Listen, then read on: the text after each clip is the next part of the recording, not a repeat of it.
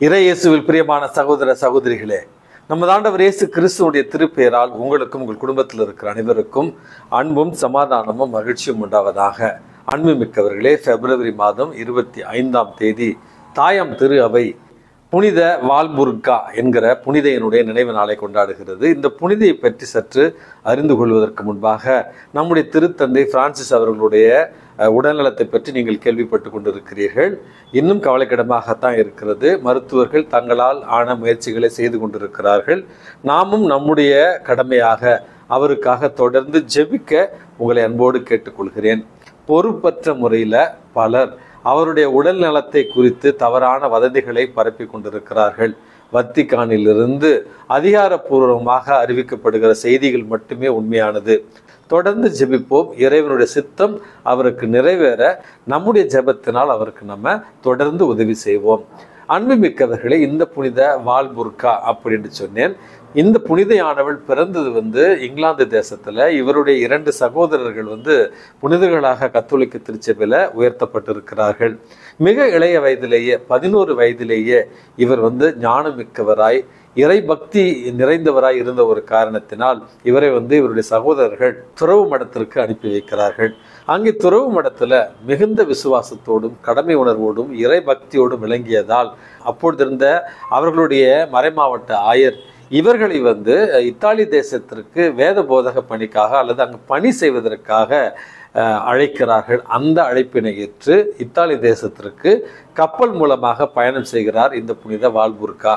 பயணத்தினிடையே பாய்மர கப்பல் என்கிற ஒரு காரணத்தினால் நடுக்கடலில் அந்த கப்பல் தத்தளித்து கொண்டிருந்ததாகவும் புனித வால்புர்கா இறைவனுடைய பரிந்துரையை மன்றாடி ஜெபித்ததால் கப்பலில் இருந்த அனைவருமே பாதுகாப்பாக இத்தாலி தேசத்துல கரை இறங்குகிறார்கள். இறங்கிய உடனேயே அந்த கப்பலினுடைய மாலுமி இந்த புனித வால்புர்கா அவர்களிடத்துல நீ சாதாரண பெண்மணி அல்ல, இறைவனுடைய அருள் உம்மிடத்துல இருக்கிறது என்று அவரிடத்துல இறைவனுக்காய் நன்றி சொல்லி சென்றாராம். அதற்கு பிறகு இத்தாலி தேசத்துல பல துறவு மடங்களை ஆரம்பித்து அங்கு உள்ள ஏழை எளியவர்கள் மற்றும் பெண்களுக்கான கல்வி பணியை தொடங்கி மிகுந்த ஆர்வத்தோடும் விசுவாசத்தோடும் நம்பிக்கையோடும் இவர் தன்னுடைய இறை பணியை செய்தார். அதே நேரத்தில் இவருடைய பரிந்துரை ஜெபத்தை கேட்க அவர் வாழும் பொழுதே பலர் அவரிடத்துல ஆலோசனைக்காக வந்தார்கள் என்றும் இவருடைய வாழ்க்கையில நம்ம வாசிக்கிறோம். அன்புமிக்கவர்களே, இருமல் நோய்க்கான ஒரு பாதுகாவலியாகவும் வெறிநாய் கடித்த ரேபிஸ் நோய் தாக்கப்பட்டவர்களுடைய ஒரு பாதுகாவலியாகவும் கப்பல் மாலுமிகளுடைய பாதுகாவலியாகவும் தொற்று நோய்கள் பிளேக் போன்ற தொற்று நோய்களுடைய பாதுகாவலியும் இந்த புனித வால்புர்கா அவர்கள் திருச்சபையால் அறிவிக்கப்பட்டிருக்கிறார்கள். இன்றளவும் இவருடைய கல்லறையில இவருடைய எலும்பிலிருந்து தொடர்ந்து வழிந்து கொண்டிருக்கிற எண்ணெயானது நறுமணத்தோடு இருக்கிறது. பலருக்கு நோய்களிலிருந்து அது குணப்படுத்துகிறது என்று இன்னும் பல லட்சம் மக்களால் நம்பப்படுகிறது. அன்புமிக்கவர்களே, இன்றைக்கு நமக்கு கொடுக்கப்பட்டிருக்கிற நற்செய்தி வாசகமானது நமது ஆண்டவர் இயேசு கிறிஸ்து தன்னுடைய திருத்தூதர்களோடு மலையிலிருந்து இறங்கி கலிலேயா கடல் ஓரமாக இருக்கிற அந்த கலிலேய பகுதிக்கு செல்கிறார். அங்கே கப்பர்நாகும் என்கிற இடத்துக்கு தான் ஆண்டவரும் அவருடைய திருத்தூதர்களும் செல்லுகிறார்கள். செல்வதற்கு முன்பாக நமது ஆண்டவர் இயேசு கிறிஸ்து திருத்தூதர்களிடத்துல மானிட மகன் மக்களிடம் ஒப்புவிக்கப்பட இருக்கிறார். அவர்கள் அவரை கைது செய்து அவரை துன்புறுத்தி சிலுவையில் அறைந்து கொள்வார்கள். 3ஆம் நாள் உயிர் தெழுவார் மானிட மகன் என்று தன்னை பற்றி தான் அவர் சொல்லுகிறார். ஆனால் திருத்தூதர்களுக்கு இது ஒன்றும் புரியவில்லை. என்ன ஏது என்று அவரிடத்துல திரும்ப கேட்பதற்கும் அவர்களுக்கு மனதில் திடன் இல்லை. இப்படிப்பட்ட ஒரு சூழல்ல அவர்கள் பாதையை கடந்து கப்பர்நாமுக்கு சென்ற பிறகு இயேசு திருத்தூதர்களை அழைத்து, நான் என்னுடைய பாடுகளை பற்றி சொல்லி கொண்டிருந்த நேரத்தில் நீங்கள் எதை பற்றி விவாதித்து கொண்டிருந்தீர்கள் அப்படி என்று கேட்ட நேரத்தில் வெட்கத்தோடு தலை குனிந்து எல்லோரும் சொல்லுகிறார்கள், நாங்கள் எங்களில் யார் பெரியவன் என்று விவாதித்து கொண்டிருந்தோம் அப்படி என்று. அன்புமிக்கவர்களே, அந்த இடத்துல தான் நமது ஆண்டவர் இயேசு கிறிஸ்து உங்களில் முதன்மையானவராக இருக்க விரும்புகிறவர் எல்லோருக்கும் கடைசியானவராக இருக்கட்டும், எல்லோருக்கும் தொண்டனாக இருக்கட்டும், பணியாளராக இருக்கட்டும் அப்படி என்று சொல்லி ஒரு சிறு குழந்தையை அவர்கள் முன்னால் நிறுத்தி அந்த குழந்தையை அரவணைத்து, இந்த குழந்தையை என் பெயரால் ஏற்றுக்கொள்பவர் என்னையே ஏற்றுக்கொள்கிறார், என்னை ஏற்றுக்கொள்பவர் என்னை அனுப்பின என்னுடைய தந்தையை ஏற்றுக்கொள்கிறார் என்று இந்த வாழ்க்கையில நாம் சேவை மனப்பான்மையோடு தாட்சியோடு இருக்க வேண்டும் என்கிற அழகான ஒரு செய்தியைத்தான் இன்றைக்கு நமக்கு தருகிறார். அன்புமிக்கவர்களே, அசாம் மாநிலத்தில் பாயங் அப்படி என்று சொல்லப்படுகிற ஜெயதேவ் பாயங் அப்படிங்கிற ஒரு நபர் இருக்கிறார். The forest man of India என்று அவருக்கு இன்னொரு பெயரும் உண்டு. அதாவது இந்தியாவுடைய காடுகளை உருவாக்கிய ஒரு மனிதர் என்று. 1979 ஆண்டிலிருந்து அவர் மரக்கன்றுகளை நடுகிற ஒரு பழக்கத்தை மேற்கொள்ளுகிறார்.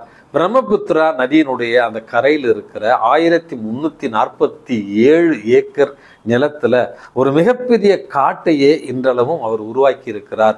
அவரிடத்துல போய் இந்த மரங்களை உருவாக்குகிறீர்களே, இந்த கனிதரும் மரங்களை நீங்கள் நடுகிறீர்களே, இந்த கனிதரும் மரங்களிலிருந்து நீங்கள் ஏதாவது உண்ண முடியுமா?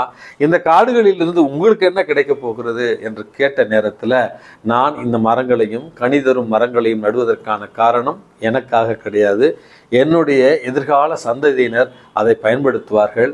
அவர்கள் நடுகிற மரம் அவர்களுடைய எதிர்கால சந்ததியினருக்கு பயன்பாடாக இருக்கும் அப்படி என்று சுயநலத்தோடு செயல்படாமல் பிறர் நலத்தோடு செயல்படுகிற அதே நேரத்தில் இவ்வளவு பெரிய ஒரு அதிசயத்தை, ஒரு மிகப்பெரிய ஒரு காட்டை உருவாக்கி இருந்தாலும் இன்றளவும் தட்டு தடுமாறிய வயதான காலத்திலும் அவர் ஒவ்வொரு நாளும் பல கிலோமீட்டர்கள் தொடர்ந்து சென்று மரக்கன்றுகளை நட்டு வருகிறார். தாட்சியோடும் எளிமையோடும் எதிர்கால சிந்தனையோடும் சேவை மனப்பான்மையோடும்.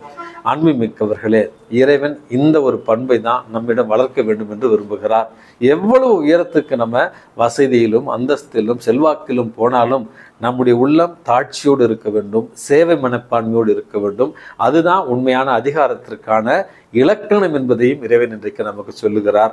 ஆகவே வசதிகள் வந்தாலும், வாய்ப்புகள் வந்தாலும், அதிகாரம் நம்முடைய கையில் கிடைத்தாலும், பெரும் செல்வந்தராக நம்ம மாறினாலும், அல்லது மிகப்பெரிய பொறுப்புகளில் இருந்தாலும் தாட்சியோடும் சேவை மனப்பான்மையோடும் நடந்து கொள்ள இறைவனிடத்தில் மன்றாடி செபிப்போம்.